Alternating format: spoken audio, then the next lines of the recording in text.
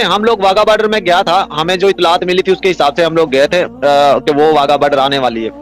Confirm तो वो time नहीं बताएंगे, मैं आपको वाज़ेह तौर पे बता दूं। इदारे जांच एजेंसियां जिस दिन लेके जाएंगे बिल्कुल खामोशी से लेकर जाएंगे, क्योंकि इस दिन भी उसको लेकर आया जाएगा, खुफिया तौर पे लेके आया जाएगा। और जी हाँ दोस्तों, सीमा ने की अपनी बहन रीमा से फ़ोन पर बात। अस्सलाम वालेकुम दोस्तों, उम्मीद करता हूँ कि आप सब खैरियत से होंगे। एक नई वीडियो नई अपडेट के साथ आपकी खिदमत में हाजिर हूँ। दोस्तों बहुत ही बड़ा खुलासा हुआ है कि सीमा रघुपुरा गांव में बहुत ही ज़्यादा परेशान है। सीमा पाकिस्तान जाना चाहती है। जी हाँ दोस्तों, पाकिस्तान के जो यूट्यूबर है अरशद भाई, उन्होंने बहुत ही बड़ा खुलासा किया है कि सीमा रघुपुरा गांव में बहुत ही ज़्यादा परेशान है और सचिन उसको मारता पीटता है। दोस्तों पूरी बात जानने के लिए इस इंटरव्यू को आखिर तक ज़रूर देखेगा। तो आइए पहले इस इंटरव्यू को देखते हैं। उससे पहले आपसे गुजारिश है कि इस वीडियो को ज़्यादा से ज़्यादा शेयर ज़रूर कीजिएगा, वीडियो को लाइक कीजिएगा और अगर नए हैं तो चैनल को सब्सक्राइब ज़रूर कर दीजिएगा। तो आइए देखते हैं इस इंटरव्यू को, उसके बाद बात करते हैं। तो देखिए हम लोग वाघा बॉर्डर में गया था, हमें जो इतलात मिली थी उसके हिसाब से हम लोग गए थे कि वो वाघा बॉर्डर आने वाली है। कंफर्म तो वो टाइम नहीं बताएंगे, मैं आपको वाज़ेह तौर पे बता दूं। इदारे जांच एजेंसियां जिस दिन लेके जाएंगे बिल्कुल खामोशी से लेकर जाएंगे, क्योंकि इस दिन भी उसको लेकर आया जाएगा, खुफिया तौर पे लेके आया जाएगा और रात की खामोशी में लेकर आया जाएगा। लेकिन हमारे वहाँ पे सूत्र हैं, हमारे वहाँ पे जो जानने वाले हैं वो हमें पल पल की खबर हर पल देते रहते हैं और वो हमें बताते हैं कि आज पुलिस आई थी, आज रात को इसको लेकर गए हैं। अच्छा, एक यहाँ पे बहुत से दोस्त हमारे सवाल पूछते हैं कि जी हर काम उनका रात को ही क्यों होता है, क्योंकि हम लोग इन्फॉर्मेशन देते हैं ना कि जी रात को उसको एटीएस वाले उठाकर लेकर गए या अपने साथ बिठाकर लेकर गए, उसके पीछे क्या वजूहत हैं। देखें वो पाकिस्तान से इलीगल तौर पे हिंदुस्तान गई है, ठीक है, और अभी तक वो डॉक्यूमेंट्स में पाकिस्तानी ही है और उसको नुकसान पहुंचा, उसको सिक्योरिटी थ्रेट बहुत ज्यादा है, उसको नुकसान पहुंचाने के लिए बहुत से संगठन वहां पे हरकत में हैं। फिर मलबा जो है उसको अगर कुछ हो जाता है तो उसका मलबा हिंदुस्तान पे डालने की कोशिश की जा सकती है, इसलिए उसको रात को सिक्योरिटी में लेके जाया जाता है और उसके लिए स्पेशली तौर पे जो भी लवाजमात होते हैं वो किए जाते हैं। और एक और मैं बड़ी अहम बात आपको बताने जा रहा हूँ, शायद ये कोई भी बंदा आपको ये इन्फॉर्मेशन नहीं देगा। गैर मुसद्दका खबर है, गैर मुसद्दका यानी कि इस चीज की अभी मेरे पास तस्दीक नहीं हो सकी है, लेकिन ये जरूर है कि सीमा हैदर के पेट में बच्चा है ही नहीं। ये बहुत बड़ी ब्रेकिंग न्यूज देने जा रहा हूं मैं आपको, क्योंकि जो पहले मामला चल रहा था वो अभी कुछ एक हफ्ते डेढ़ हफ्ते पहले मैंने एक खबर ब्रेक की थी कि सीमा के घर के अंदर झगड़ा हुआ है और वो गिरी हैं। जब उनको झगड़ा हुआ है तो झगड़े के दौरान हुआ ये था कि इसने पाकिस्तान फोन किया था या फोन करने की कोशिश की थी अपनी बहन को। जी, गिरने से पहले पेट में बच्चा था। मैं हाँ वही बताने लगा हूँ आपको। जब कोई हफ्ता डेढ़ हफ्ता पहले, मैंने कुछ हफ्ता पहले गालबन 5-6 दिन या हफ्ता हो गया होगा, उस दिन मैंने एक खबर ब्रेक की थी जिसमें मैंने बताया था कि सीमा के घर में झगड़ा हुआ है रात को। इसने पाकिस्तान फोन करने की कोशिश की थी या फोन किया था अपनी फैमिली में से किसी को या अपने किसी फ्रेंड को, किसी को भी, तो सैचन ने इसको मना किया। फिर इनकी हाथापाई हुई, इसने सैचन ने इसको मारा पीटा भी और इसको धक्का लगा या वैसे ही गिर गई।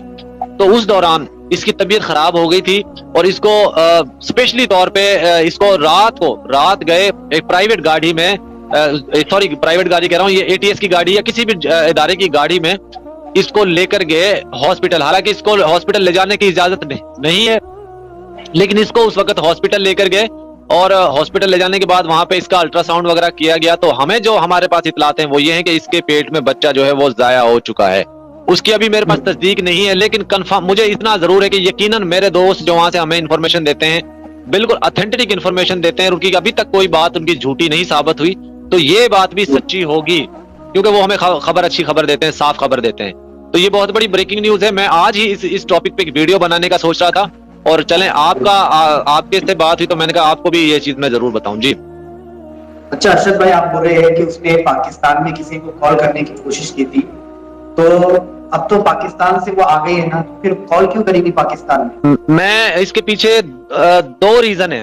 एक तो मुझे कल किसी ने दोस्त ने मुझे बताया है कि आपको शायद पता है कि नहीं है, इसने अपने फोन किया अपने घर में पाकिस्तान, अपनी बहन को या जिसको भी अजीज सबसे ज्यादा करीबी मानती है उसको फोन किया और उससे कहा है कि मेरा यहाँ पे दिल नहीं लगता, ये लोग मुझे मारते पीटते हैं और मुझे बोलने भी नहीं दिया जाता और मुझे कहा जाता है कि तुम लोगों के सामने ऐसे अच्छी बन के दिखाओ कि मुझे कुछ नहीं हुआ, तो और मुझे जबरदस्ती से रखते हैं और धौंस जमा के रखते हैं, और तो ये मैं यहाँ से पाकिस्तान आना चाहती हूँ, ये कहा गया है। और इसी वजह से इसने बैकडोर राब्ते भी किए होंगे ये मैं अपनी तरफ से नहीं, मुझे जो मेरे एक दोस्त ने मुझे बताई ये बात, उनकी बात मैं कर रहा हूँ। तो उन्होंने मुझे ऐसा कहा है कि जब इसने फोन, मैंने फिर उनको ये क्लियर किया कि यही बात मैंने कुछ अर्सा पहले मैंने ब्रेक की थी अपने उसमें, कि इनका झगड़ा हुआ और ये वहां पे गिरी है और इसको चोटें भी लगी हैं। उस दिन ये मैंने ये भी ब्रेक की थी कि इसको जो इसने कुछ जहर खाने की कोशिश की, वो एक्चुअली वो जो बात थी ना, जहर खाने की कोशिश की थी, उसकी तबीयत खराब थी, वो ये वजह थी। और ये 3 बंदों ने मुझे इस चीज की तस्दीक की है कि उसने पाकिस्तान फोन करने की कोशिश की थी या फोन किया था। ये मुझे 3 बंदों ने कंफर्म किया है और यही बात हमें वहां से उन्होंने बता दी थी हफ्ता पहले ही। हिंदुस्तान से जो हमारे सूत्र हैं, जो हमारे दोस्त हैं वहां से रबूपुरा से जो जुड़े हुए हैं, और यकीन मानिए देखें, ये जो हम वहां की इंफॉर्मेशन देते हैं ना, मैं आपको दावे के साथ कहता हूं कोई भी मीडिया न्यूज चैनल वाला ये इंफॉर्मेशन आपको नहीं दे सकेगा जो इंफॉर्मेशन मैं देता हूं। वजह क्या है कि मैं अब आपको ज्यादा उसके बंदे के अपने बारे में बता नहीं सकता जो मेरे वहां पे सूत्र हैं, क्योंकि उनके लिए परेशानी है। तो 2 दिन उनको गांव से दूर रहना पड़ा और 2 दिन बाद फिर वो गांव में इंटर हुए। वो जब ये मामला चल रहा था कि वहां पे वो घरों में जाके डंडे लेकर उनसे लोगों से पूछ रहे हैं, सबके मोबाइल चेक किए जा रहे हैं जो करीबी हैं कि बताओ कौन हमें हमारी डिटेल वहां पे देता है, कौन यहाँ से वीडियोस बना के विजुअल बना के वहां भेजता है। तो वो मेरे दोस्त को 2 दिन गांव से बाहर रहना पड़ा। तो मैं इसलिए उनकी इज्जत इसलिए मेरे दिल में ज्यादा है कि वो हमें बिल्कुल कंफर्म चीजें बताते हैं। अभी तक कभी भी उन्होंने मुझे कोई झूठी खबर नहीं दी। अगर जिस दिन खबर नहीं होती उस दिन मैं उस टॉपिक पे वीडियो नहीं बनाता कि रबूपुरा में क्या चल रहा है। तो आपने भी देखा होगा, अल्हम्दुलिल्लाह मेरी सारी खबरें, सारी बातें अभी तक तो सच्ची साबित हो रही हैं। अच्छा, आखिरी सवाल अरशद भाई आपसे ये है कि इस वक्त गुलाम इधर कहाँ है, क्योंकि ना तो उनके कोई इंटरव्यू आ रहे हैं और ना ही कोई स्टेटमेंट आ रहा है उनका, कहाँ पर है वो? बिल्कुल जी, देखें मैं, आपने बहुत अच्छा सवाल पूछा है। मैं गुलाम हैदर से कोई 2 दिन पहले मेरी बात हुई थी और उन्होंने खुद मुझे फोन किया था। मैं उनसे पहले मैं कोई 2 हफ्ते से उनसे ट्राई कर रहा था उनसे राब्ता करने की, लेकिन नहीं हो पा रहा था। तो 2 दिन पहले मुझे उन्होंने कॉल की खुद ने और शुक्रिया अदा किया और इस तरह की बातें हुई। तो मैंने उनको पूछना भी मुनासिब नहीं समझा कि अभी क्या चल रहा है, क्योंकि बाज़ औक़ात ये होता है कि उससे जब हम लोग इंटरव्यू लेते हैं ना तो बार बार वही सवालात पूछते हैं, पुराने सवालात। तो वो बेचारा ज़हनी तौर पे बीमार मफलूज हो जाता है बंदा, जब उससे बार बार एक ही सवाल पूछा जाता है। तो इसी मुझे जो चीजें पता लगी हैं वो यही है कि वो इसीलिए मीडिया पे नहीं आ रहा और वो सऊदी में ही है।